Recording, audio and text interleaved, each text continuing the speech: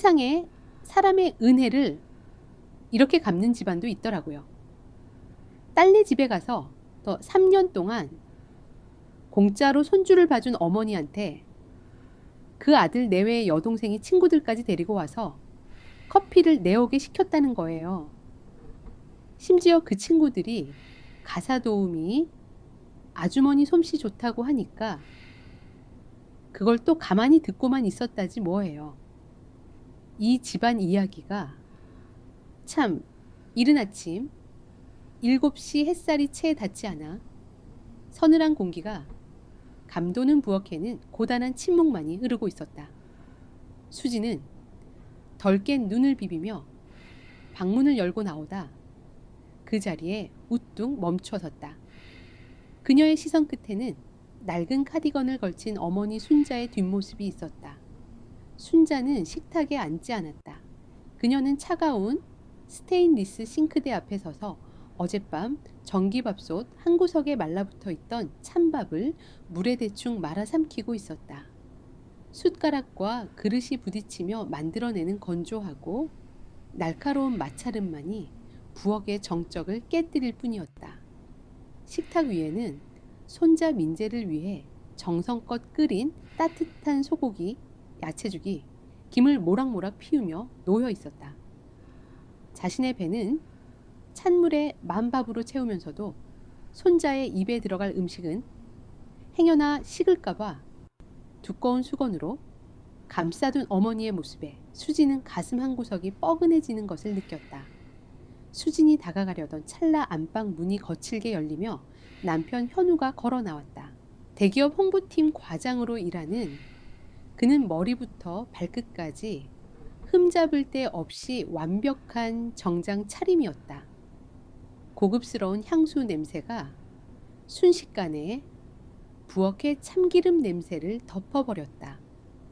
현우는 싱크대 구석에서 서둘러 밥을 삼키는 장모를 곁눈질로 한 번 쳐다보았을 뿐 눈인사조차 건네지 않았다. 그는 곧바로 수진을 향해 미간을 잔뜩 찌푸리며 불만을 쏟아냈다. 당신은 도대체 집안일을 어떻게 하는 거야? 와이셔츠 깃부분 다림질이 제대로 안 되어 있잖아. 오늘 중요한 외부 미팅 있는 거 몰라? 현우의 목소리에는 날 선 짜증이 묻어 있었다. 수지는 입술을 깨물며 변명하려 했지만 순자가 먼저 숟가락을 내려놓고 황급히 다가왔다. 물기 젖은 손을 앞침에 닦아내며 순자는 연신 고개를 숙였다. 미안하네 김서방. 내가 어젯밤에 다린다고 다렸는데 눈이 침침해서 제대로 못 봤나 보네. 지금 당장 다시 다려줄 테니 조금만 기다려보게. 순자의 굽은 등과 변명하는 목소리 앞에서 현우는 짜증 섞인 표정으로 손목시계를 내려다보았다. 그는 장모의 말을 무시한 채 수진을 향해 차갑게 쏘아붙였다. 됐어. 지금 다시 다릴 시간이 어디 있어. 밖에서 일하는 남편 옷 하나 제대로 못 챙겨서 사람을 우습게 만들 작정인가. 그는 신경질적인 동작으로 현장 관문을 향해 걸어갔다. 현관문이 닫히며 발생한 무거운 진동이 집안을 한번 울리고 나서야 현우의 그림자가 완전히 사라졌다. 수지는 멍하니 서 있는 어머니를 보며 차오르는 눈물을 애써 삼켰다. 죄송하다는 말이 목구멍까지 차올랐지만 출근 시간이 다가오고 있었고 민재가 잠에서 깨어 보채기 시작했다. 그녀는 결국 어머니의 마른 어깨를 가볍게 쥐어보는 것으로 위로를 대신한 채 도망치듯 집을 나서야만 했다. 회사에 도착한 수지는 오전 내내 모니터의 글씨가 눈에 들어오지 않았다. 싱크대 앞에 서서 찬밥을 넘기던 어머니의 뒷모습과 그 옆을 오만하게 지나치던 현우의 태도가 머릿속을 맴돌며 그녀의 신경을 갉아먹었다. 점심시간이 되어 동료들이 식당으로 빠져나간 뒤 수지는 남은 업무를 처리하기 위해 현우와 공용으로 사용하는 태블릿 PC를 열었다. 브라우저를 켜는 순간 화면 모서리에 남편의 은행 계좌 알림 메시지가 선명하게 떠올랐다. 수진의 시선이 알림창에 꽂힌 채 그대로 얼어붙었다. 송금액 200만 원. 수취인은 현우의 여동생 할인이었다. 송금 메모란에는 현우의 다정한 문구가 적혀 있었다. 우리 예쁜 동생 생일 축하해. 오빠가 주는 명품백 선물. 순간 수진의 머릿속이 새하얗게 탈색되는 듯했다. 200만 원. 그 돈은 수진이 지난주에 어머니에게 관절염 약값이라도 하시라며 쥐어드리려다 거절당했던 50만 원의 4배에 달하는 금액이었다. 남편은 장모가 관절이 붓도록 아이를 안고 집안일을 하는 동안 교통비 한 푼 챙겨주지 않으면서 자기 여동생의 사치품을 위해서는 단 1초의 망설임도 없이 거액을 이체하고 있었던 것이다. 수진의 손끝이 미세하게 떨렸다. 분노와 배신감이 혈관을 타고 뜨겁게 역류하는 것을 느끼며 그녀는 태블릿 PC의 전원을 거칠게 꺼버렸다. 그날 저녁 수진은 평소보다 일찍 퇴근하여 집으로 돌아왔다. 현관에는 순자의 신발이 없었다. 민재를 재우고 막 집으로 돌아간 모양이었다. 거실은 민재의 장난감들이 말끔하게 정리되어 있었고 식탁 위에는 수진과 현우가 먹을 저녁 반찬이 정갈하게 덮여 있었다. 어머니의 흔적이 가득한 집안을 둘러보던 수진은 소파 한 구석에 놓인 낡은 천 가방을 발견했다. 순자가 서둘러 나가느라 깜빡 잊고 두고 간 것이 분명했다. 가방을 들어 올려 안방에 가져다 놓으려던 순간 가방의 낡은 지퍼 틈새로 작은 수첩 하나가 바닥으로 떨어졌다. 수지는 허리를 숙여 그 수첩을 집어들었다. 표지는 손때가 타서 달아 있었고 가장자리에는 물에 젖었다. 마른 흔적이 구불구불하게 남아 있었다. 무심코 수첩의 앞면을 뒤집은 수진의 눈동자가 크게 흔들렸다. 수첩의 첫 장 한가운데에는 붉은색 잉크로 꾹꾹 눌러 쓴 단호하고 날카로운 글씨가 적혀 있었다. 인생 청구서 청우시보일제. 수지는 숨을 죽인 채 떨리는 손으로 다음 장을 넘겼다. 그곳에는 그녀가 상상조차 하지 못했던 차갑고도 치밀한 진실이 빼곡하게 기록되어 있었다. 오전의 사무실은 타이핑 소리와 서류 넘기는 소리로 분주했다. 수지는 모니터 앞에 앉아 있었지만 머릿속은 온통 어젯밤 어머니의 낡은 수첩에서 본 이 붉은 글씨들로 가득 차 있었다. 수첩 안에는 지난 3년 동안 어머니가 지출한 교통비 마트 영수증 내역, 그리고 민재를 돌보며 보낸 시간들이 숫자로 빼곡히 기록되어 있었다. 그것은 단순한 가계부가 아니라 한 인간의 노동과 헌신이 어떻게 무급으로 착취당해 왔는지를 증명하는 서늘한 기록이었다. 답답한 마음에 커피를 가지러 탕비실로 향하던 수지는 스마트폰을 꺼내 홈캠 애플리케이션을 실행했다. 거실에 설치된 카메라를 통해 민재가 잘 놀고 있는지, 어머니는 무릎이 아프지 않은지 확인하는 것은 그녀의 오랜 습관이었다. 화면이 로딩을 마치고 거실에 풍경이 나타난 순간 수진의 발걸음이 돌처럼 굳어버렸다. 화면 속 거실은 평소와 전혀 다른 모습이었다. 수진이 출근할 때 말끔했던 소파 위에는 출처를 알 수 없는 화려한 쇼핑백들과 외투가 어지럽게 널려 있었다. 소파 중앙에는 현우의 여동생인 할인이 다리를 꼬고 거만하게 앉아 있었고 그녀의 양옆으로는 처음 보는 낯선 여자 2명이 자리 잡고 있었다. 하리는 한 손에 스마트폰을 든 채 친구들과 무엇이 그리 즐거운지 연신 고개를 젖히며 대화를 나누고 있었다. 수지는 화면을 확대했다. 하린의 어깨에 걸쳐진 새하얀 가죽 가방이 화면 가득 들어왔다. 전날 남편 현우가 200만 원을 송금하며 명품백 선물이라고 적었던 바로 그 가방이었다. 신우이가 연락 한 통 없이 남의 집을 마음대로 방문한 것도 기가 막힐 노릇이었지만 수진의 시선은 곧이어 부엌 쪽에서 걸어 나오는 사람의 모습에 고정되었다. 순자였다. 어머니는 무거운 쟁반을 두 손으로 받쳐든 채 조심스러운 걸음걸이로 거실을 향해 걸어오고 있었다.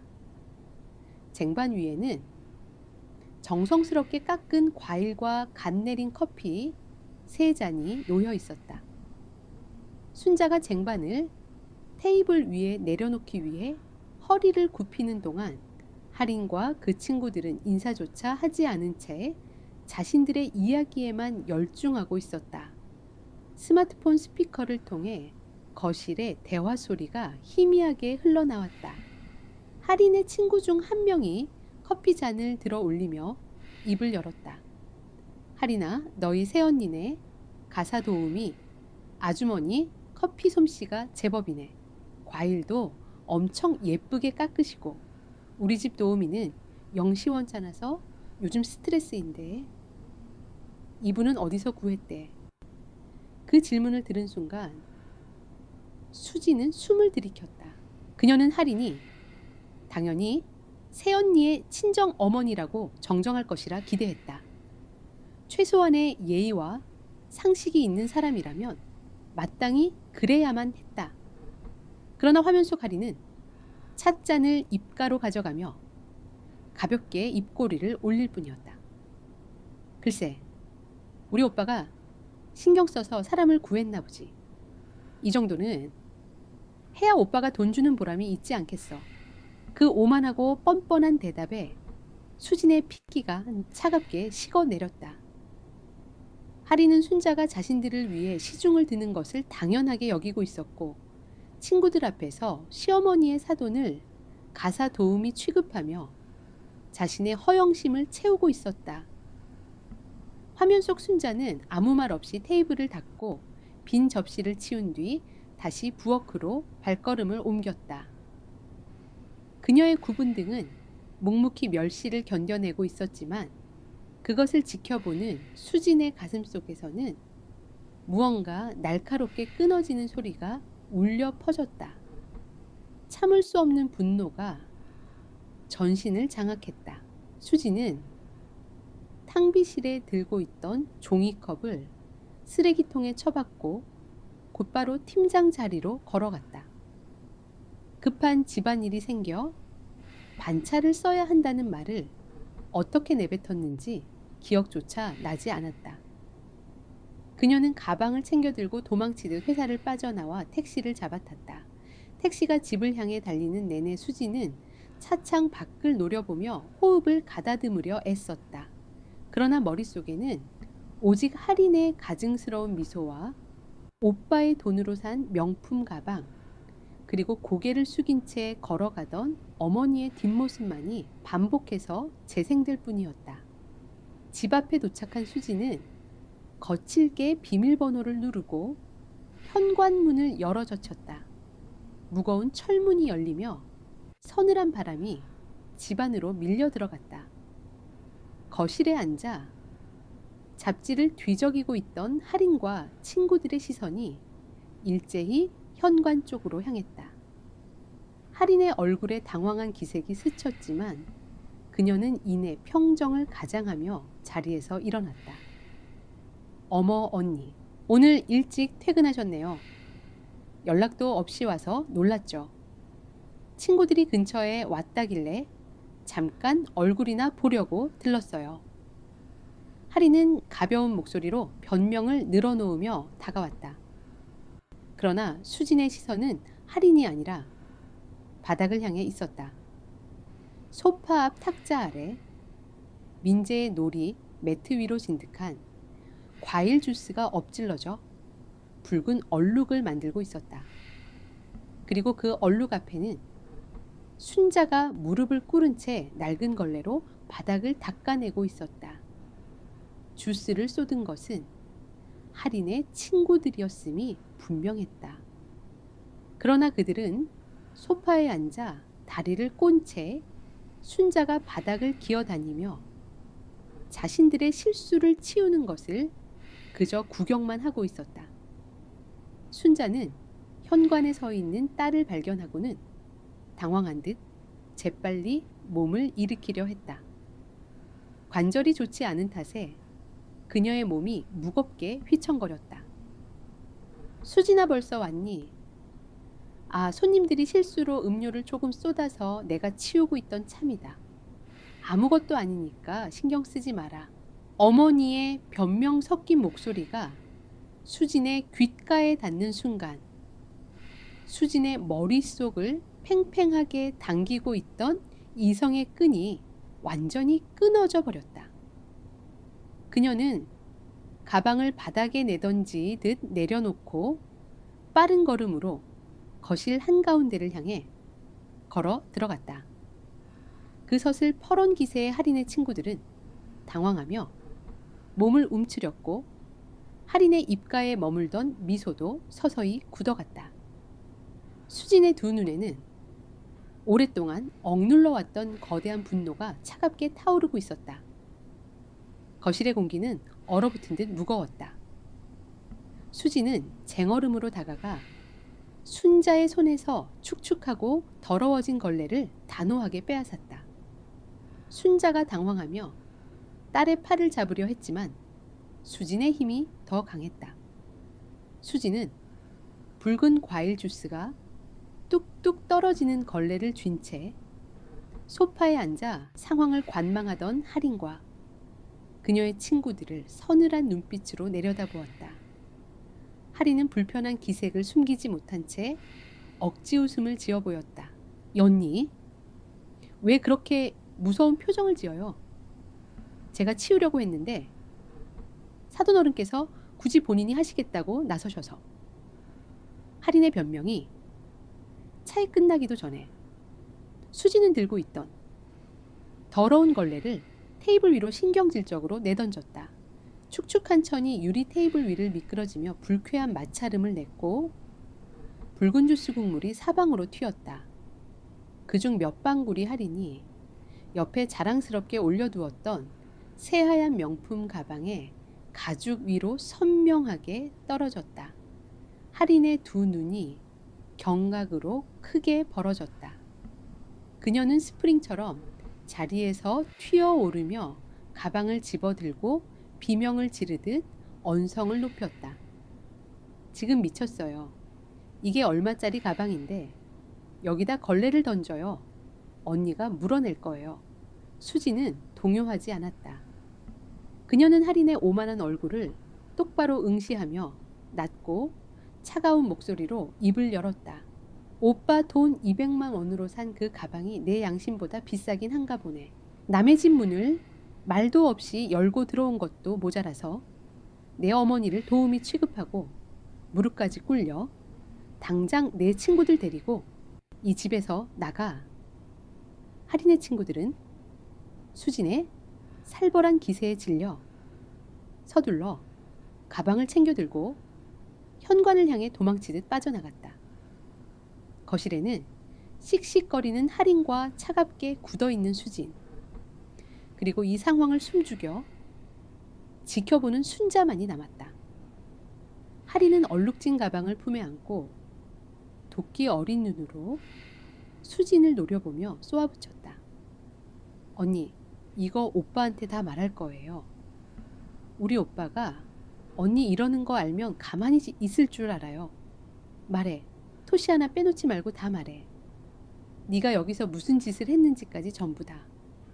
수진이 한치에 물러섬 없이 응수하자 할인은 더 이상 버티지 못하고 발을 구르며 현관 밖으로 사라졌다.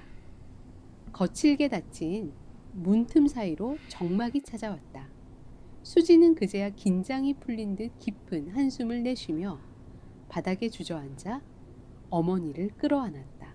죄송하다는 말이 목구멍에 맴돌았지만 차마 입 밖으로 나오지 않았다. 그날 밤 현우는 평소보다 늦게 집으로 돌아왔다. 그의 얼굴에는 분노가 역력하게 서려 있었다. 넥타이를 거칠게 풀어던진 현우는 거실 소파에 앉아있는 수진을 향해 곧장 다가와 손가락질하며 목소리를 높였다. 당신 제정신이야 할인이한테 무슨 짓을 한 건지 설명해봐. 애가 울면서 전화해서 가방 망가졌다고 난리를 치는데 당신은 시누이가 우스워 동생 친구들 앞에서 그렇게 면박을 줘야 속이 시원해. 수지는 자리에서 천천히 일어났다. 평소라면 남편의 큰 목소리에 움츠러들어 언쟁을 피했겠지만 오늘만큼은 달랐다. 그 가방 당신이 사준 거지 200만 원짜리. 우리 엄마가 관절염 약 먹어가며 당신 아들 돌보는 동안 당신은 장모님한테 차비 한 번 안 주면서 동생 명품백 사줄 돈은 있었나 봐. 현우는 순간 당황한 듯 눈동자를 굴렸지만 이내 적반하장으로 태도를 바꾸며 소리쳤다. 아니 내 동생 내가 챙기겠다는데 그게 왜 걔는 나 아니면 의지할 곳도 없는 애야. 장모님이 손주 예뻐서 낮에 집에 계시면서 집안일 좀 도와주신 걸 가지고 왜 이렇게 유난이야. 다른 집 장모들은 돈 안 받고도 애 잘만 봐줘. 그의 뻔뻔한 논리에 수지는 피가 거꾸로 솟는 것을 느꼈다. 우리 엄마가 무급가사 도우미야. 당신 동생이 어질러 놓은 쓰레기 치우고 무릎 꿇고 바닥 닦는 게 당연한 거냐고. 수진이 언성을 높이며 팽팽하게 맞서자 현우는 더 이상 할 말이 없는지 짜증스럽게 머리를 헝클어뜨리며 방문을 쾅 닫고 안방으로 들어가 버렸다. 남편과의 대화는 언제나 이런 식의 평행선이었다. 벽을 보고 이야기하는 것 같은 지독한 피로감이 수진의 어깨를 짓눌렀다. 수진이 거실 한가운데에 우두커니 서 있을 때 다용도실에서 조용히 걸어 나온 순자가 수진의 손목을 가만히 잡아 끌었다. 어머니의 방으로 들어간 수진은 고개를 푹 숙인 채 울음을 터뜨릴 뻔했다. 그러나 순자의 표정은 수진의 예상과 완전히 달랐다. 슬픔이나 억울함은 찾아볼 수 없었다. 오히려 서늘할 정도로 차분하고 단단한 눈빛이 수진을 향해 있었다. 순자는 서랍장 깊은 곳에서 낡은 수첩을 꺼내어 수진의 손에 쥐어주었다. 어제 수진이 몰래 보았던 바로 그 수첩이었다. 수진아 울 것 없다. 저들이 오만하게 구는 것도 다 계산 안에 있는 일이다. 쓰레기는 한 곳에 모아두어야 치우기 쉬운 법이지. 순자의 목소리에는 낮지만 묵직한 힘이 실려 있었다. 엄마가 다 기록해두었다. 너는 그저 지켜보기만 하면 돼. 어미가 어떻게 저들의 뻔뻔함에 값을 매기는지 이제 곧 청구서를 내밀 때가 올 거다. 수첩의 낡은 표지를 매만지는 어머니의 손등 위로 오랫동안 숨겨왔던 방역의 서막이 조용히 피어오르고 있었다. 며칠 후 주말의 고요한 아침을 깨운 것은 수진의 스마트폰을 울리는 연속적인 메시지 알림이었다. 식탁에서 커피를 내리던 수진은 습관적으로 화면을 확인했다. 시누이 할인이 보낸 메시지였다. 화면에는 선명한 두 줄이 그어진 임신 테스트기 사진이 떠 있었다. 그 아래로 덧붙여진 문구는 수진의 신경을 날카롭게 긁어내렸다. 새언니, 저 임신했어요. 오빠한테도 방금 말했는데 엄청 좋아하네요. 오늘 저녁에 가족들 다 모여서 밥 한 끼 해요. 수지는 사진을 물끄러미 내려다 보았다. 축하해야 마땅할 소식임에도 불구하고 가슴 한구석에서 불길한 직감이 뱀처럼 또아리를 틀고 일어났다. 지난번 거실에서의 충돌 이후 하리는 며칠간 연락을 끊고 지냈었다. 그런 그녀가 이렇게 의기양양하게 메시지를 보낸 데에는 분명 다른 목적이 숨어 있을 것이 분명했다. 그날 저녁 시댁 근처에 고급 한정식 식당. 현우는 동생의 임신 소식에 한껏 들뜬 표정으로 쉴 새 없이 고기를 구워 할인해 접시에 올려주었다. 수지는 묵묵히 민재의 밥을 챙기며 식탁의 분위기를 살폈다. 식사가 어느 정도 마무리될 즈음 현우가 헛기침을 하며 분위기를 잡았다.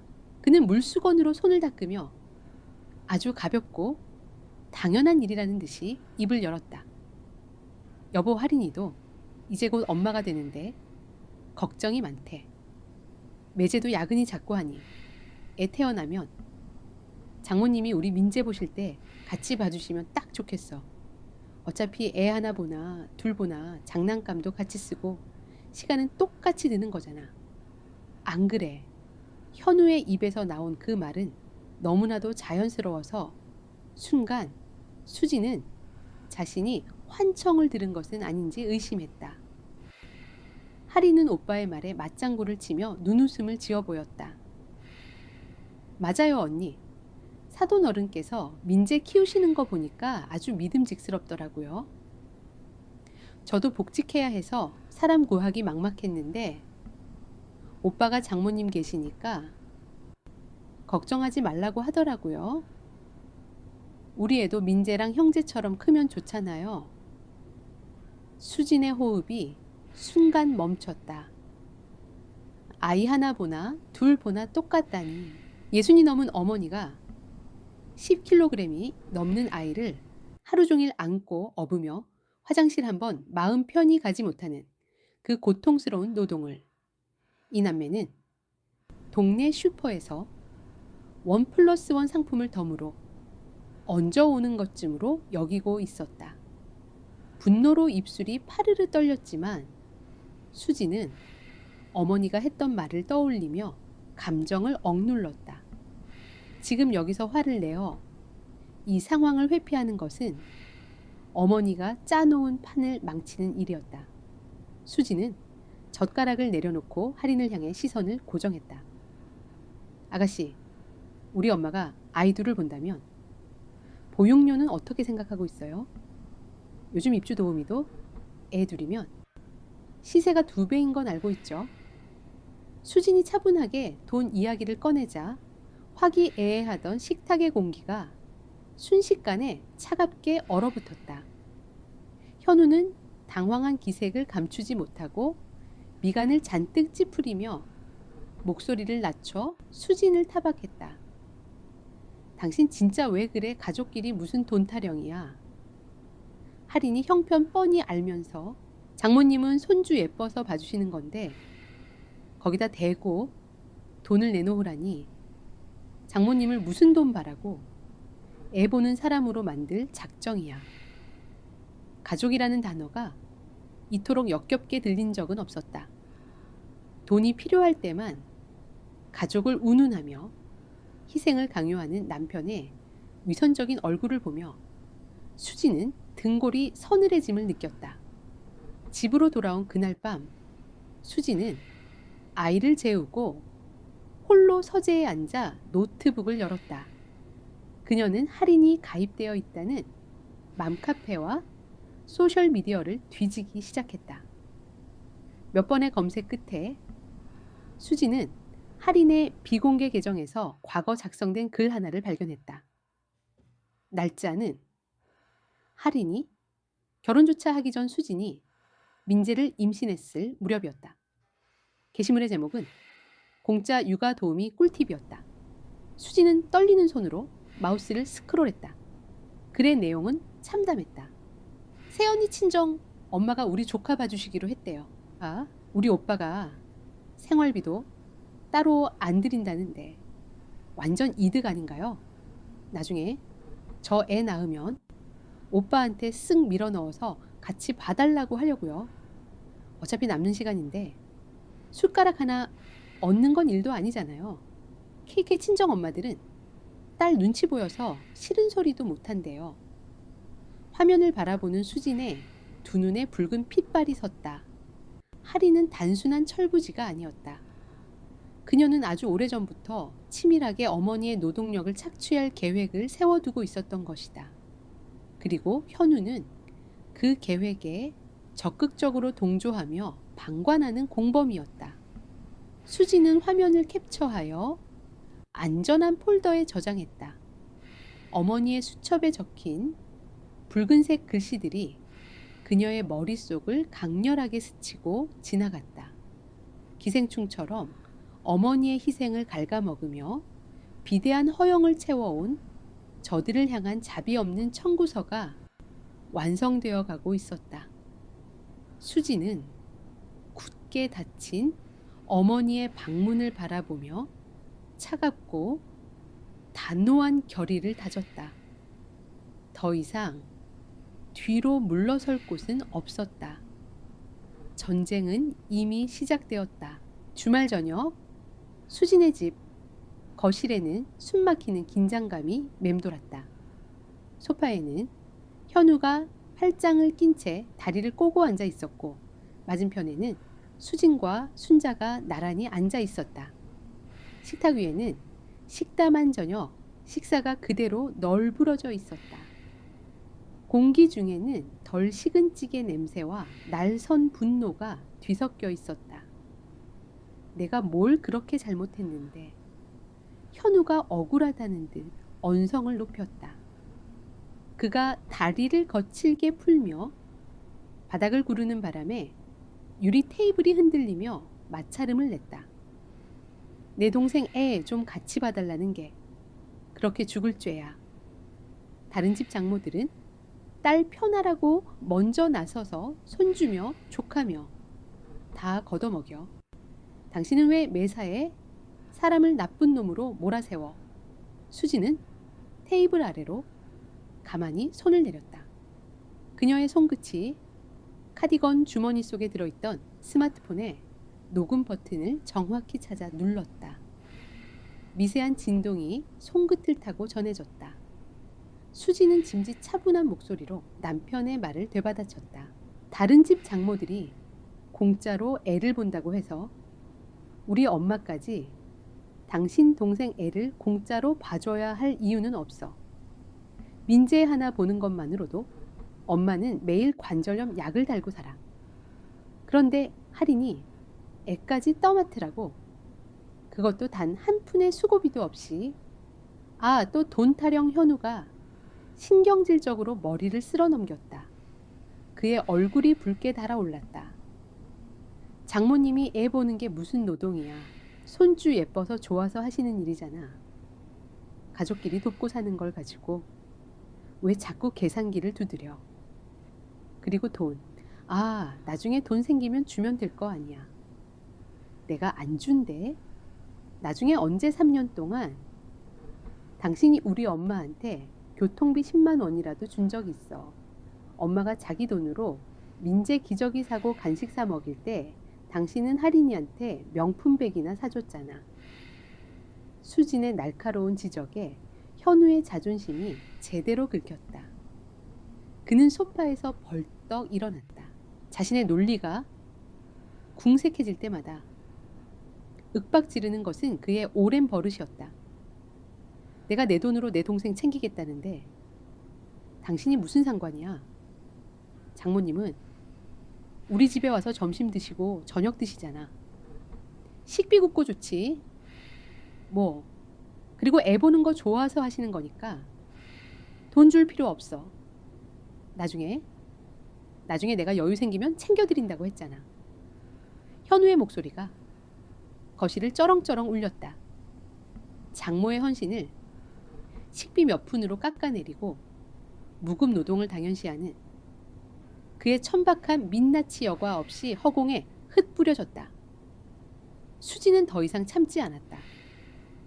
그녀는 자리에서 일어나 식탁 위로 다가갔다. 그리고 붉은 국물이 가득 담긴 김치 접시를 거칠게 집어들어 바닥을 향해 내동댕이 쳤다. 하얀 대리석 무늬 거실 바닥 위로 붉은 김치 국물이 핏자국처럼 사방으로 튀었다. 현우는 기겁하며 뒤로 물러섰다. 당신 지금 미쳤어. 수진의 두 눈에는 서리빨 같은 분노가 서려 있었다. 당신 입에서 가족이라는 단어가 한 번만 더 나오면 그 다음엔 이 국물이 당신 얼굴에 튈 줄 알아. 앞으로 우리 집에 할인이 한 발짝도 못 들여놔. 그리고 당장 내일부터 엄마는 민재 안 보실 거니까 당신 귀한 아들 당신이 알아서 해. 순자는 뒤에서 딸의 행동을 묵묵히 지켜보고만 있었다. 현우는 분에 못 이겨 거친 숨을 몰아쉬더니 현관문이 부서져라 닫고 밖으로 나가버렸다. 문이 닫히고 나서야 수지는 주머니에서 스마트폰을 꺼내 녹음을 종료했다. 파일명에는 현우의 자백이라는 이름이 붙여졌다. 며칠 뒤 현우가 다니는 대기업 홍보팀 사무실. 점심 식사를 마치고 돌아온 직원들이 컴퓨터 모니터를 보며 수군거리기 시작했다. 누군가 사내 익명 게시판에 공유한 기사 링크 하나가 빠른 속도로 퍼져나가고 있었다. 기사의 제목은 자극적이었다. 무급 가사 도우미 어느 대기업 홍보맨의 장모 착취 고발서 기사 내용은 익명의 제보자가 작성한 글이었다. 이름은 가려져 있었지만 대기업 홍보팀 과장. 3년간 장모에게 교통비 한 푼 주지 않음. 여동생에게는 200만 원짜리 명품백 선물, 여동생의 아이까지 장모에게 떠넘기려 함 등 구체적인 정황들이 너무나도 생생하게 묘사되어 있었다. 글의 문체는 매우 차분하고 논리적이었으나 그 이면에 담긴 분노는 읽는 이의 가슴을 섬뜩하게 만들 정도로 깊었다. 자신의 자리에 앉아 커피를 마시던 현우는 동료들의 이상한 시선을 느끼고 스마트폰을 확인했다. 사내 메신저로 넘어온 링크를 클릭한 순간 그의 심장이 덜컥 내려앉았다.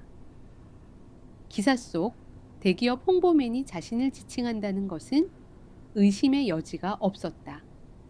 기사 하단에는 분노한 네티즌들의 댓글이 수천 개나 달려 있었다. 이거 완전 현대판 노예제도 아니냐. 대기업 홍보팀이라며 밖에서는 매너 있는 척 다 하고 집에서는 장모 등골 빼먹는 쓰레기네. 이런 인간이 회사 얼굴마담 역할을 한다고 회사 수준 알만하다. 현우의 손이 덜덜 떨리기 시작했다. 체면을 목숨보다 중시하는 그에게 자신의 치부가 세상에 그것도 직장 동료들 앞에 발가벗겨진다는 것은 사형 선고나 다름없었다. 그는 스마트폰을 부여잡고 황급히 회의실로 뛰어들어갔다. 그의 등 뒤로 수진과 순자가 치밀하게 엮어낸 거미줄이 서서히 그의 목을 조여오고 있었다. 회의실 문을 걸어 잠근 현우는 넥타이를 거칠게 풀어헤치며 헉헉거렸다. 스마트폰 화면은 쉴 새 없이 번쩍이고 있었다. 사내 메신저 알림 대학 동기단체에 채팅방에 태그 알림, 심지어 모르는 번호의 부재중 전화까지 쏟아졌다. 기사는 이미 사내 게시판을 넘어 각종 온라인 커뮤니티로 들불처럼 번져나가고 있었다. 미치겠네 진짜. 현우는 마른 세수를 하며 중얼거렸다. 대기업 홍보팀 과장이라는 직함은 그가 평생을 바쳐 쌓아 올린 견고한 선기자 완벽한 가면이었다. 밖에서는 젠틀하고 싹싹한 남편, 코스프레를 하며 상사들의 신임을 얻었던 그였다. 그러나 익명의 기사 단 한 편이 그 화려한 성벽에 치명적인 균열을 내버렸다. 그는 떨리는 손가락으로 수진에게 전화를 걸었다. 신호음이 길게 이어지다 끊어지기를 3번 반복한 끝에 건조하고 차가운 목소리가 들려왔다. 왜? 수진아, 너 지금 당장 글 내려. 장모님이 쓰신 거 맞지? 아니, 사람을 어떻게 회사에서 이렇게 매장할 수가 있어. 당장 지우라고 해. 현우의 목소리는 다급함과 분노로 끝이 갈라져 있었다. 그러나 수진의 대답은 무심하기 짝이 없었다. 무슨 글 말하는 건지 모르겠는데, 그리고 엄마는 어제부터 아프셔서 누워 계셔. 내가 어제 말했지. 당장 오늘부터 민재 네가 보라고. 나 지금 외근 중이니까 끊어. 전화는 일방적으로 끊어졌다. 현우는 분통을 터뜨리며 허공에 주먹을 휘둘렀다. 당장 집으로 달려가 장모와 아내를 다그치고 싶었지만 문제는 다른 곳에 있었다. 당장 어린이집에서 하원할 민재를 돌볼 사람이 없었다. 수지는 정말로 민재의 하원 도우미를 취소해버린 것이다. 결국 현우는 오후 반차를 내고 쫓기듯 회사를 빠져나와야 했다. 평소라면 부장에게 유창한 핑계를 댔겠지만 이미 기사를 읽은 부장의 시선은 경멸에 차 있었다. 뒤통수에 꽂히는 동료들의 수군거림을 애써 무시하며 현우는 어린이집으로 차를 몰았다. 민재를 데리고 집으로 돌아온 현우는 현관문을 열자마자 숨이 턱 막히는 것을 느꼈다. 늘 정돈되어 있던 거실은 난장판이었고 싱크대에는 어제 먹다 남은 그릇들이 그대로 쌓여 악취를 풍기고 있었다. 장모의 손길이 닿지 않은 집안은 단 하루 만에 폐허처럼 변해 있었다. 아빠 배고파. 밥 줘. 칭걸거리는 민재를 달래며 현우는 부엌을 뒤졌지만 냉장고에는 먹을 만한 반찬이 없었다. 억지로 즉석밥을 드고 배달 음식을 시키는 사이 민재는 주스컵을 엎질러 바닥을 끈적하게 만들었고 현우의 바짓가랑이에 우유를 토해버렸다. 아, 진짜 가만히 좀 있어. 현우는 자신도 모르게 아이를 향해 언성을 높였다. 민재가 울음을 터뜨리자 그는 머리를 쥐어뜯었다. 불과 4시간. 장모가 3년 동안 매일 10시간씩 묵묵히 해오던 육아를 단 4시간 겪었을 뿐인데 현우의 인내심은 바닥을 드러냈다. 옷은 더러워졌고 집안은 엉망이었으며 피로는 뼛속까지 스며들었다. 그제야 그는 장모가 치러낸 무급 노동의 무게를 아주 얕게나마 체감할 수 있었다. 하지만 반성보다 원망이 앞섰다. 밤 9시가 넘어서야 지친 얼굴로 들어온 수지는 거실 소파에 널브러진 현우를 서늘한 눈으로 내려다 보았다. 수진의 손에는 여행용 캐리어가 들려 있었다. 현우가 스프링처럼 튀어 올랐다. 당신 지금 뭐 하는 거야, 애는? 하루 종일 울고불고 날리고. 집꼴은 이게 뭐냐고? 당장 장모님 오시라고 해. 수지는 캐리어 손잡이를 꽉 쥐며 남편의 얼굴을 정면으로 응시했다. 왜 좋아서 하는 일이라며 식비 굳어서 좋다며 당신이 직접 경험해보니까 식비 몇 푼으로 퉁칠 수 있는 일 같아. 나는 당분간 민재 데리고 친정으로 갈 거야. 당신이 혼자 집골 치우면서 반성하든 동생 불러서 청소시키든 마음대로 해. 수진아, 제발. 나 회사에서 얼굴을 들 수가 없어. 동기들 카톡방에서도 난리라고. 할인이 시댁 쪽에서도 기사 본 눈치야. 당장 글부터 내리고 이야기하자. 현우는 다급하게 수진의 팔을 붙잡으며 애원했다. 오만했던 목소리는 비굴하게 떨리고 있었다. 체면이 구겨진 현우는 한없이 초라했다. 그러나 수진은 남편의 손을 차갑게 뿌리쳤다. 글을 내리고 싶으면 당신 여동생 할인이 데리고 직접 와. 내일 오후 3시 엄마가 자주 가시던 시내 전통 찻집 알지? 거기서 뵙자고 하셔. 늦지 않게 와. 수지는 민재의 옷가지를 챙겨 현관을 나섰다. 닫히는 문틈 사이로 절망에 빠져 주저앉은 현우의 실루엣이 처참하게 무너져 내렸다. 현우의 완벽했던 세계에 난 균열은 이제 걷잡을 수 없이 벌어지고 있었다. 다음 날 오후 3시 시내 중심계에 위치한 한옥풍의 전통 찻집. 비가 추적추적 내리는 우중충한 날씨였지만 찻집 안은 고즈넉하고 차분한 공기로 가득 차 있었다. 가장 안쪽의 은밀한 좌석에는 순자가 단정하게 다려진 생활 한복을 입고 꼿꼿한 자세로 앉아 있었다. 그녀의 앞에는 김이 피어오르는 쌍화차가 놓여 있었지만 그녀는 채 손을 대지 않은 채 창밖의 빗방울만을 무심히 바라보고 있었다. 순자의 얼굴은 평온해 보였으나 그 고요함 속에는 날선 칼날 같은 서늘함이 감춰져 있었다. 수지는 어머니의 곁에 선 채 묵묵히 문 쪽을 응시했다. 딸랑하는 종소리와 함께 찻집 문이 다급하게 열렸다. 현우와 할인이 비에 젖은 우산을 접으며 허둥지둥 안으로 들어섰다. 완벽함을 추구하던 현우의 정장은 비에 젖어 얼룩져 있었고 할인의 얼굴에는 불안함과 초조함이 역력했다. 그들의 등장에 순자는 천천히 시선을 돌렸다. 현우는 자리에 앉지도 못한 채 엉거주춤하게 서서 마른 침을 삼켰다. 장모님, 늦어서 죄송합니다. 순자는 대답 대신 맞은편의 빈 의자를 눈짓으로 가리켰다. 현우와 할인이 가시방석에 앉은 듯 조심스럽게 자리에 앉자마자 현우가 다급하게 변명을 시작했다. 장모님, 그 인터넷에 올라온 글 말입니다. 제발 내려주시면 안 되겠습니까? 회사에서 제 입장이 너무 난처해졌습니다. 할인이 시댁 쪽에서도 뭔가 눈치를 챈 것 같고요. 저희가 잘못했습니다. 제가 앞으로 장모님 용돈도 섭섭지 않게 챙겨드리고. 맞아요, 사돈어른. 할인이 눈물이 고인 눈으로 말을 가로챘다. 평소에 오만하던 태도는 온데간데 없고 철저하게 피해자의 얼굴을 한 채였다.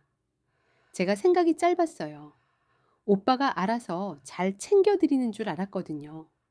저 임신해서 홀몸도 아닌데 시댁에서 파혼하자고 할까봐 무서워서 잠도 못 잤어요. 제발 글 좀 지워주세요. 할인은 가식적인 눈물을 닦아내며 애원했다. 수지는 할인의 뻔뻔한 연기에 헛웃음이 나올 뻔한 것을 간신히 참았다. 순자는 두 사람의 애절한 호소를 조용히 듣고만 있었다. 그녀는 테이블 위에 놓인 찻잔을 천천히 가장자리로 밀어내더니 옆에 두었던 낡은 가방에서 두꺼운 서류 봉투 하나를 꺼냈다. 탁하는 둔탁한 소리와 함께 서류 봉투가 테이블 한가운데에 놓였다. 나는 자네들의 변명을 들으러 이 자리에 나온 게 아니네. 순자의 목소리는 낮고 평온했지만 그 안에는 거역할 수 없는 압도적인 위험이 서려 있었다. 현우의 동공이 흔들렸다. 이게 뭡니까? 열어보게. 현우는 떨리는 손으로 봉투의 입구를 뜯었다. 봉투 안에서 쏟아져 나온 것은 수십 장의 영수증 묶음과 숫자가 빼곡하게 적힌 엑셀 출력물, 그리고 맨 위에 놓인 빳빳한 종이 한 장이었다. 현우의 시선이 맨 위의 종이에 꽂혔다. 그곳에는 붉은색 공증 도장이 선명하게 찍혀 있었다. 서류의 제목은 위탁 보육 및 가사 노동 비용 청구서였다. 현우의 얼굴에서 핏기가 가셨다. 그는 서류의 내용을 믿을 수 없다는 듯 빠르게 눈동자를 굴리며 읽어 내려갔다. 이게 다 뭡니까? 교통비, 병원비, 마트 영수증, 시간당 보육료 산정. 순자가 등바디에 기대며 차갑게 입을 열었다. 자네가 식비 몇 푼으로 퉁치려 했던 내 노동의 정확한 가치네. 지난 3년간 내가 자네 집을 오가며 쓴 내 사비 실비용 480만 원. 그리고 최저 시급 기준으로 계산한 민재의 보육 및 가사노동 환산 비용사 320만 원, 도합 4,800만 원이야. 4,800만 원이요. 현우의 입이 떡 벌어졌다. 할인 역시 사색이 되어 서류를 낚아채듯 들여다보았다. 법률사무소에 가서 공증까지 마친 정식 청구서는 자네가 나중에 여유 생기면 챙겨준다고 호언장담했으니 이제 그 나중을 결산할 때가 온 것뿐이야. 현우는 마른 세수를 하며 기가 막힌다는 듯 헛웃음을 쳤다. 장모님, 지금 저랑 장난하십니까? 가족끼리 무슨 청구서의 공증입니까? 민재는 장모님 친손자 아닙니까? 세상에 어느 장모가 사위한테 애 봐준 돈을 그것도 4,800만 원을 빚 받듯이 청구합니까? 이건 말도 안 됩니다. 현우의 오만함이 다시 고개를 쳐들었다. 그는 서류를 테이블 위로 신경질적으로 던지며 언성을 높였다. 자신이 궁지에 몰렸다는 사실을 인정할 수 없었던 것이다. 그 순간 수진이 한 걸음 앞으로 나섰다. 그녀의 표정은 차갑게 얼어붙은 호수 같았다. 우리 엄마가 친손자를 돌본 건 가족이라서 가능했던 일이지. 하지만 그 헌신을 공짜 노예 부리듯 착취한 건 내 가족들이잖아. 수지는 주머니에서 스마트폰을 꺼냈다. 그리고 지난번 거실에서 현우와 다툴 때 녹음해 두었던 파일을 재생했다. 찻집의 고요한 공기를 찢고 현우의 쩌렁쩌렁한 목소리가 울려 퍼졌다. 현우의 숨이 턱 막혔다. 자신의 오만방자한 음성이 찻집 안에 적나라하게 울려 퍼지자 그의 낯빛은 백지장처럼 하얗게 질려버렸다. 하리는 귀를 틀어막고 싶은 듯 고개를 숙였다. 수지는 재생을 멈추고 현우의 얼굴로 스마트폰을 밀어붙였다. 내일부터 이 녹음 파일 인터넷 기사 2번째 후속편에 첨부돼서 올라갈 거야. 당신 회사 게시판은 물론이고 할인이 시댁 쪽 사람들에게도 직접 전송할 생각이야. 돈 안 주겠다고 발악하는 대기업 홍보맨의 생생한 음성 사람들이 참 좋아하겠지.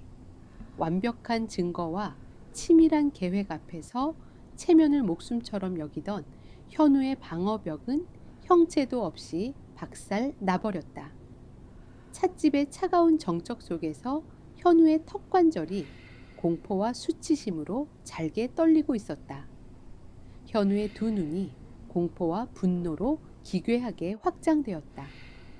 공증도장이 찍힌 4,800만 원짜리 청구서와 자신의 천박한 목소리가 담긴 녹음 파일, 이 두 가지는 그가 평생을 바쳐 쌓아온 완벽한 엘리트라는 체면을 갈기갈기 찢어놓기에 충분하고도 남는 무기였다. 그는 서류를 거칠게 구겨쥐며 자리에서 벌떡 일어났다. 의자가 뒤로 밀리며 바닥을 긁는 둔탁한 마찰음이 찻집 안을 날카롭게 찔렀다. 수진아, 너 진짜 미쳤어.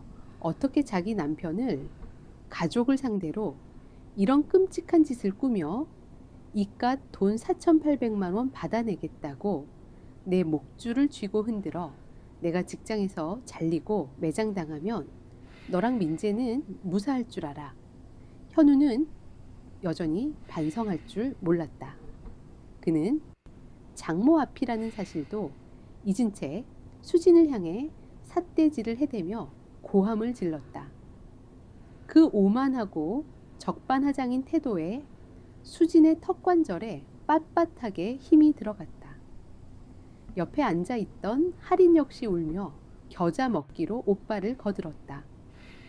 그녀는 수진을 향해 도끼 어린 눈을 치켜떴다. 새언니, 어떻게 이렇게 독해요? 우리 오빠가 언니 굶기기를 했어요. 때리기를 했어요. 다른 집 시댁이었으면 이런 일로 이혼당하고도 남았어요. 사돈어른도 참 너무하시네요. 딸 자식 앞길 망치려고 작정하셨어요. 할인의 입에서 패륜적인 폭언이 튀어나온 순간 수진의 이성의 끈이 완전히 툭 끊어져 버렸다. 그녀의 시선이 테이블 위로 향했다. 그곳에는 얼음이 가득 담긴 투명한 냉수잔이 놓여 있었다. 수진은 단 1초의 망설임도 없이 그 유리잔을 낚아채어 삿대질하며 핏대를 세우고 있는 현우의 얼굴을 향해 매섭게 들이부었다. 차가운 얼음물과 날카로운 얼음 조각들이 현우의 얼굴과 고급 정장 위로 폭포수처럼 쏟아져 내렸다. 현우는 비명조차 지르지 못한 채 숨을 들이켰고 물기를 머금은 머리카락이 그의 임에 볼품없이 달라붙었다. 하리는 경악하며 몸을 움츠렸다. 얼음물이 현우의 턱선을 타고 뚝뚝 떨어지는 고요 속에서 수진의 서리빨 같은 목소리가 터져 나왔다. 이혼당해. 누가 누구한테 이혼을 당해 입이 있으면 똑바로 말해. 우리 엄마 3년 동안 피 말려가며 부려먹고 내 피눈물 짜내면서 너희 남매 허영심 채운 게 누군데. 수진은 텅 빈 유리잔을 테이블 위로 신경질적으로 내리꽂았다. 직장에서 잘려 그래 잘려봐. 내 체면, 내 평판, 내 알량한 대기업 타이틀 그딴 거 다 박살 내버릴 테니까 어디 한번 끝까지 가보자. 내가 이깟 4,800만 원 때문에 이러는 것 같아. 아니, 너 같은 위선자 새끼한테 내 인생과 우리 엄마의 남은 시간을 더 이상 낭비할 수 없어서 이러는 거야. 현우는 얼굴에 묻은 얼음물을 닦아낼 생각조차 하지 못하고 넋을 잃은 채 수진을 바라보았다. 늘 자신의 목소리에 짓눌려 순종하던 아내의 모습은 온데간데 없었다. 자신을 벌레 보듯 경멸하는 수진의 눈동자 앞에서 현우는 처음으로 뼛속까지 시린 공포를 느꼈다. 순자는 흥분한 딸의 어깨를 가만히 다독이며 진정시켰다. 그리고 물에 빠진 생쥐 꼴이 된 현우를 향해 건조하고 냉혹한 최후 통첩을 날렸다. 금요일 오후 5시. 그게 자네에게 남은 시간의 전부야. 순자는 테이블 위에 구겨진 서류를 손가락으로 톡톡 두드렸다. 그 시간까지 내 통장으로 4,800만 원 전액이 입금되지 않으면 이 녹음 파일과 자네의 실명이 적힌 2번째 고발장이 인터넷에 올라갈 거네. 할인이 시댁 쪽으로 가는 우편물도 동시에 출발할 거고 자네들의 선택에 달렸어. 순자는 미련 없이 자리에서 일어났다. 수진 역시 어머니의 뒤를 따랐다.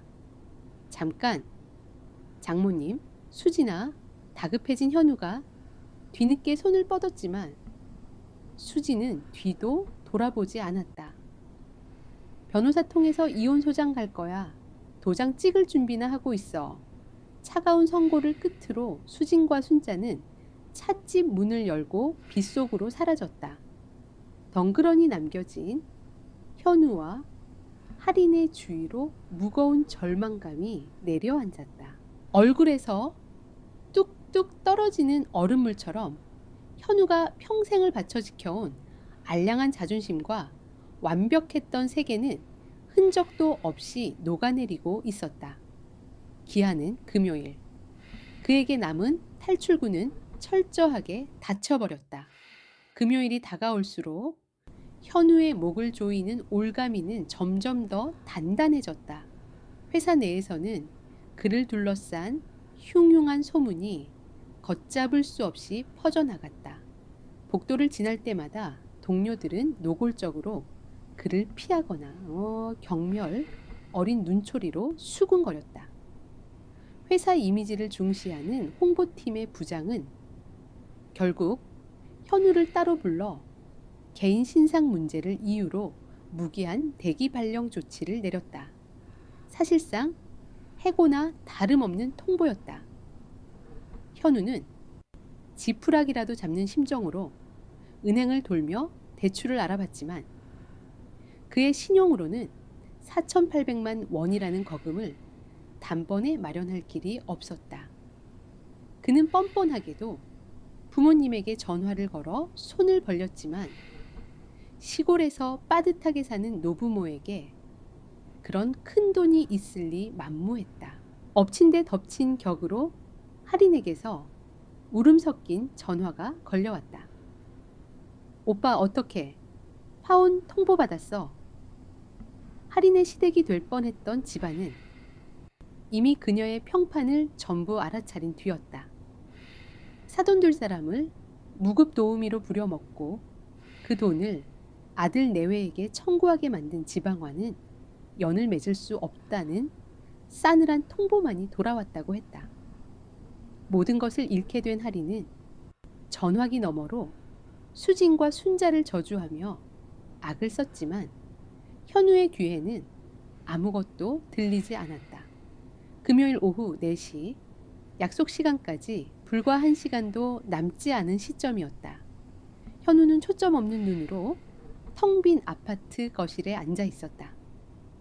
수진과 민재가 떠난 집은 유령의 집처럼 고요하고 차가웠다. 그의 완벽했던 인생이 불과 며칠 만에 잿더미로 변해버렸다. 체면, 직장, 명예, 그리고 가족까지 모든 것이 신기루처럼 사라졌다. 결국 현우는 마지막 남은 자존심마저 내던졌다. 그는 수진이 머물고 있는 친정집 순자의 낡은 빌라 앞으로 차를 몰았다. 현관문 앞에서 초인종을 누르자 문을 열고 나온 것은 수진이었다.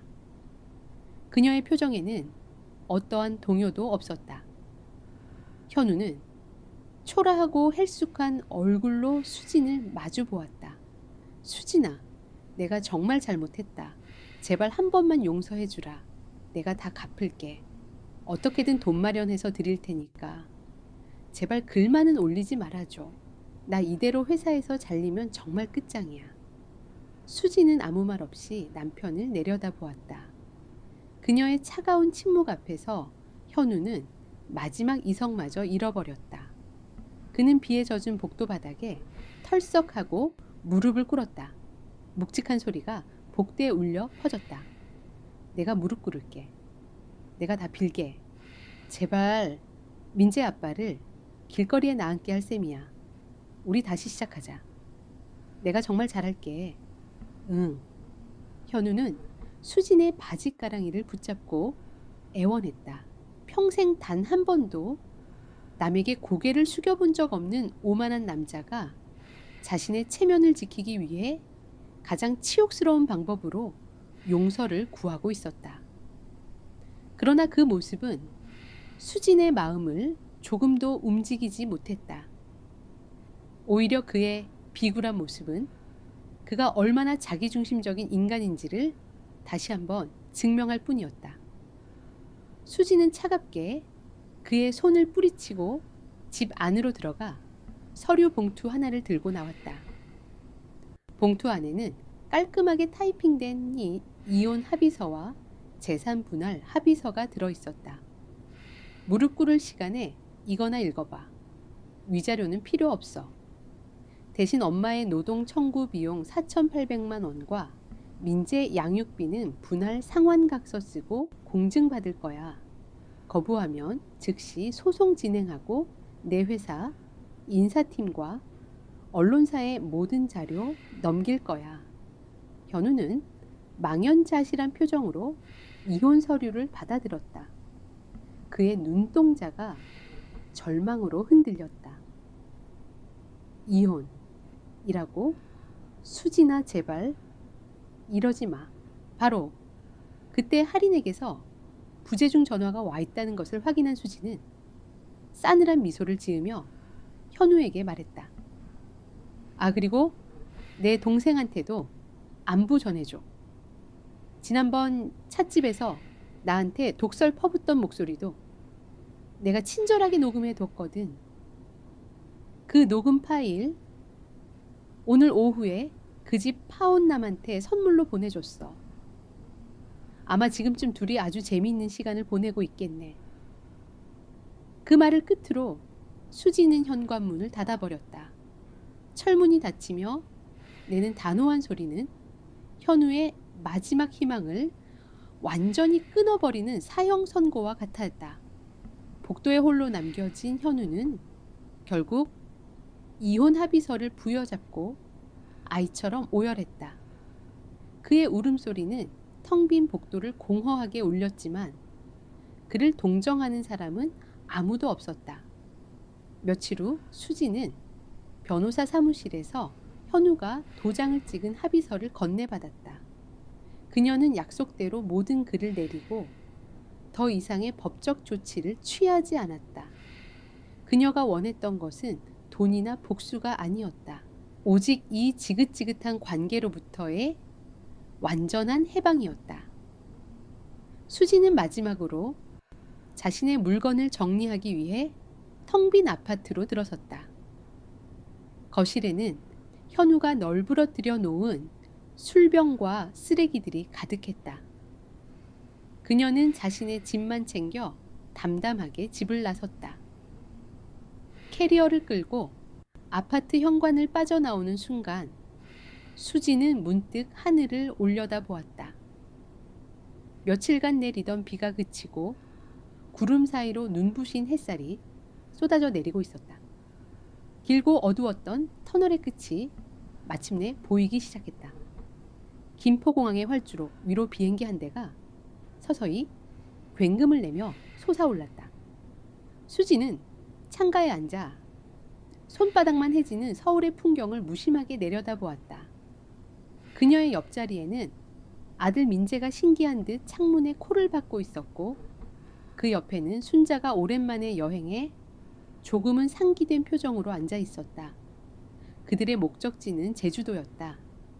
이혼 후 현우는 회사를 그만두고 지방으로 내려갔다는 소문만 간간히 들려왔다. 할인 역시 파혼의 충격으로 한동안 칩거에 들어갔다고 했다. 수지는 위자료 대신 받은 4,800만 원으로 가장 먼저 어머니의 오랜 꿈을 이뤄드리기로 결심했다. 몇 년 전 텔레비전에서 제주도 한 달 살기 다큐멘터리를 보던 순자가 혼잣말처럼 중얼거렸던 적이 있었다. 죽기 전에 저렇게 바다가 보이는 집에서 아무 걱정 없이 책이나 실컷 읽다 죽었으면 원이 없겠다. 그 말을 수지는 마음속 깊이 간직하고 있었다. 비행기가 제주공항에 착륙하고 세 사람은 렌터카를 몰아 애월의 한적한 해안마을로 향했다. 그곳에는 수진이 미리 계약해둔 아담한 돌담집이 그들을 기다리고 있었다. 집은 작았지만 거실의 커다란 통유리창 너머로 에메랄드빛 바다가 눈부시게 펼쳐져 있었다. 엄마, 여기가 이제 엄마 집이야. 수진이 집 열쇠를 순자의 손에 쥐어주며 말했다. 순자는 낡고 투박한 열쇠를 두 손으로 감싸쥐고 한동안 아무 말이 없었다. 그녀의 눈시울이 서서히 붉어지고 있었다. 수지는 그런 어머니를 보며 처음으로 깨달았다. 지난 3년의 세월은 자신뿐만 아니라 어머니의 삶에도 깊은 상처와 회한을 남겼다는 것을. 고맙다. 딸아. 정말 고맙다. 순자의 목소리가 가늘게 떨렸다.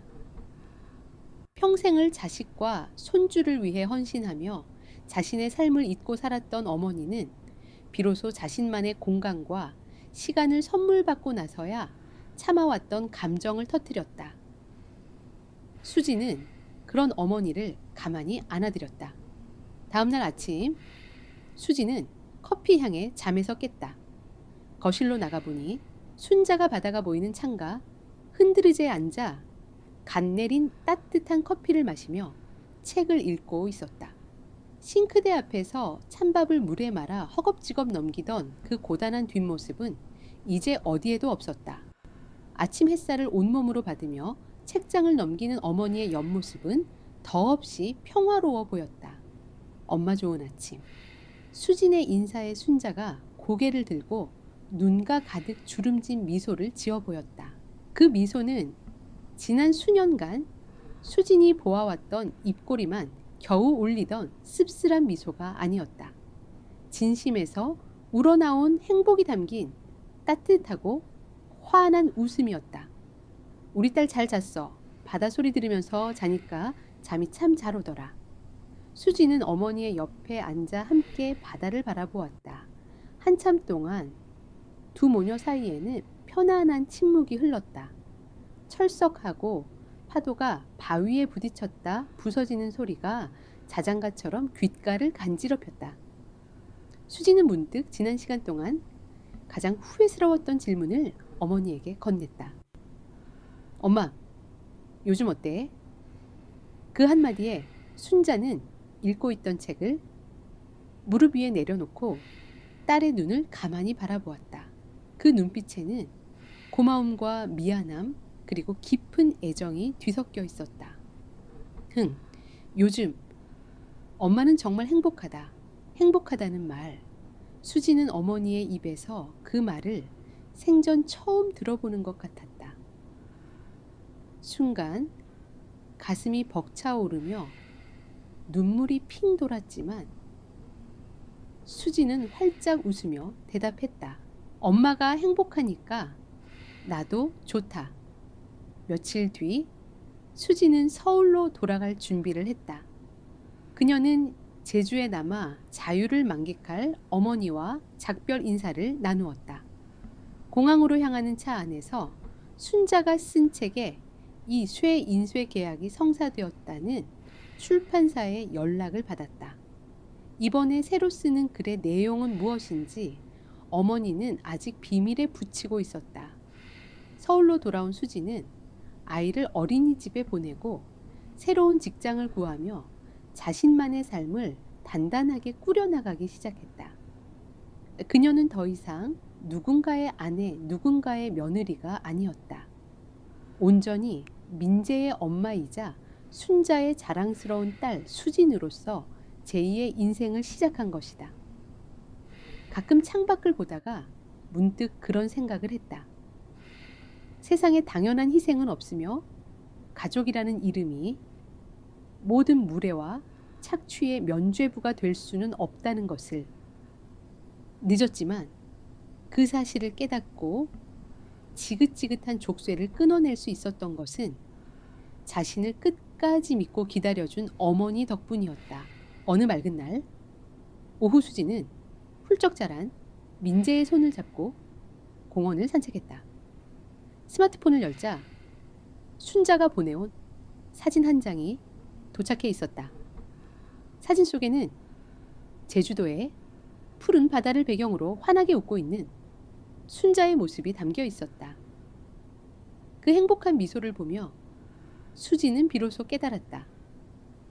진정한 행복은 누군가에게 기생하는 삶이 아니라 각자의 자리에서 서로를 존중하며 자신의 삶을 온전히 살아낼 때 비로소 완성된다는 것을.